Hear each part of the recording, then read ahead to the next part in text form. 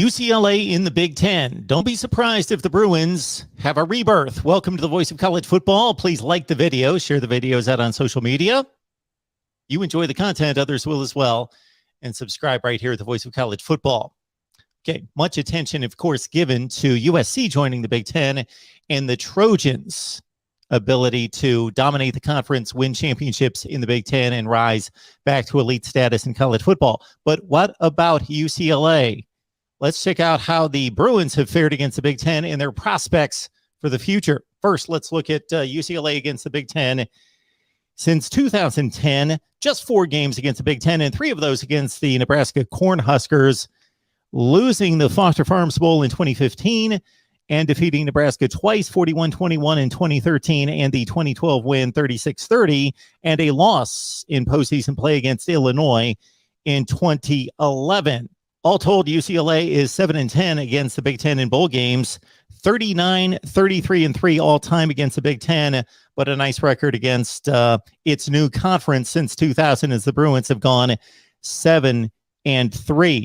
UCLA has been pretty abysmal in recent years under Chip Kelly and in Jim Moore's last couple seasons, which of course led to his firing. 28-40 since 2016. UCLA, of course, did thrive under Jim Moore earlier in his tenure.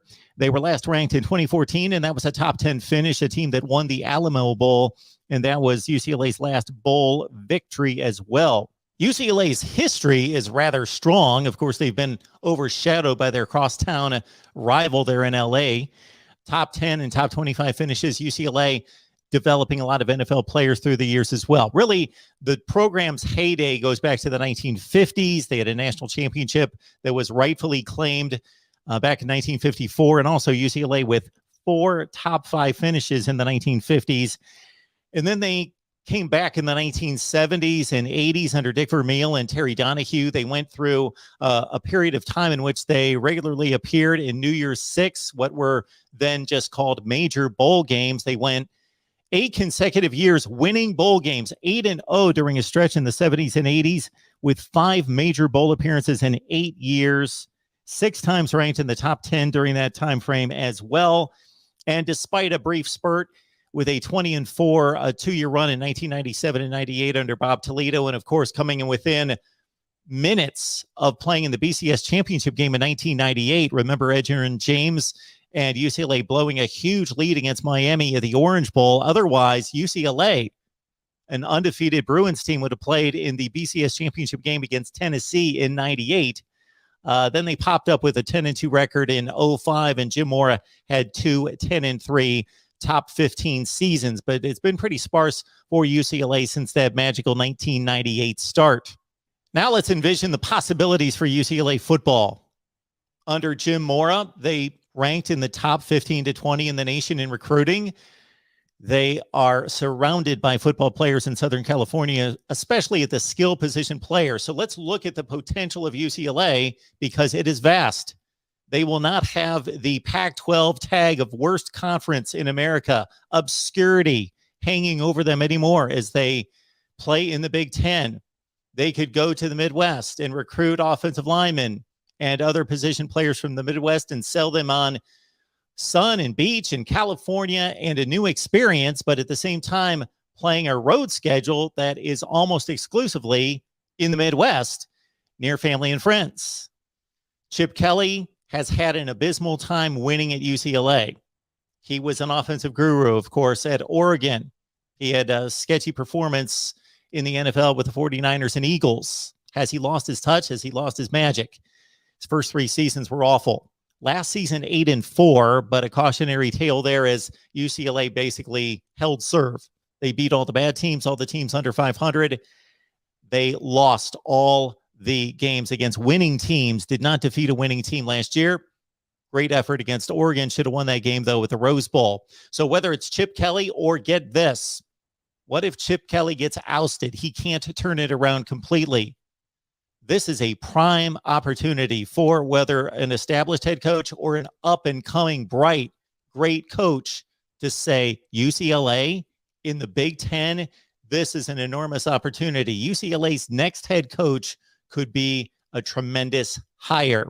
Let's look at UCLA and what could happen here, let's say in the next few seasons, and this is just all hypothetical in regards to UCLA playing in the Big Ten right now and how the Bruins would fare.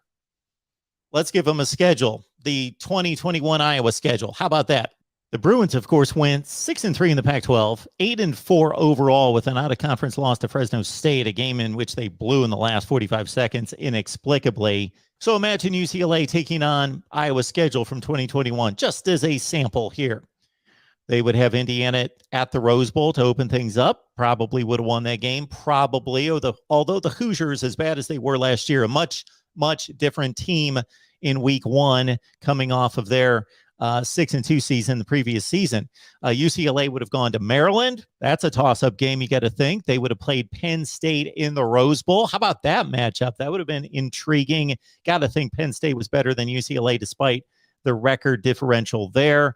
Purdue at the Rose Bowl to take on UCLA. Another interesting matchup. UCLA at Wisconsin. You historians would know that these two matched up in 2 Rose Bowls in the 1990s, and Wisconsin won them both. UCLA at Northwestern. They played a bowl game not too long ago in the past 20 years, and UCLA really took it to the Wildcats in that one. UCLA, Minnesota, nothing comes to mind in terms of recent history, but that, again, another matchup of teams that are generally in the top 20 to 30 in the nation. Based on last season's rankings, UCLA taking on Illinois. We noted their bowl game 11 seasons ago. UCLA at Nebraska, they've got quite the history. We mentioned the 3 times that they've matched up here in the last 10 years. And then also UCLA Nebraska played a couple times in the early 80s and highly, highly ranked anticipated matchups that the Huskers just blasted, highly ranked and thought of UCLA teams. And then UCLA taking on Michigan. Well, that was a Big Ten championship game for Iowa, of course. That was not a regular season game, so that likely would not have been played against the Bruins, unless the Bruins would have completely surprised, of course. But UCLA and Michigan, of course, frequent Rose Bowl participants back in the day. And UCLA and Michigan split back-to-back bowl games in 1981 and in 1982. Now let's go to Iowa's schedule for 2022. And again, I'm just taking Iowa as an example. We could take anyone. I'm not going to do an entire breakdown of 14 teams in the Big Ten and each team's schedule against UCLA. Just having some fun here. Look at UCLA taking on Iowa's schedule for 2022. A tougher deal for the Hawkeyes this season. But again, as of 2024, UCLA may have a similar schedule. Go to Rutgers, should win that game. UCLA, Michigan once again. That would be played at the Rose Bowl this time. UCLA taking on Illinois again. And, of course, all the Big Ten Western Division teams. But this time, a date in Columbus against Ohio State. So, Ohio State and UCLA fans, do you recall the last time the Bruins and the Buckeyes got together? Jim Tressel's first season, the Buckeyes played Tressel's second game at Ohio State after 9/11 in the Rose Bowl against UCLA, lost that game. Bruins won 13-6. UCLA lost at the Shoe a couple seasons earlier, 41-20. I remember the Buckeyes getting that 1979 undefeated regular season off to a great start at the Rose Bowl with a comeback win in the final seconds against UCLA, with Paul Campbell scoring a game-winning touchdown, and UCLA coming back to defeat a number 1 Ohio State team at the Shoe 17-0 in 1980. And of course, one of Woody Hayes' most bitter defeats was against UCLA in the 1976 Rose Bowl. The Buckeyes were number 1, going to win a national championship, had blasted UCLA by 3 touchdowns earlier in the season, but lost to Dick Vermeil in his final game at UCLA 23-10 at the Rose Bowl. As you see there, again, it's Ohio State, Michigan, and Rutgers in addition to a Big Ten Western Division. I see a lot of potential here for UCLA. The talk is surrounding USC for good measure, for good reason. But what about UCLA? Can they take advantage of what they have in Southern California, but also what they can promise recruits, show recruits, and possibly the next head coach about joining the Big Ten and playing big boy football on a weekly basis? Your thoughts below, right here at the Voice of College Football.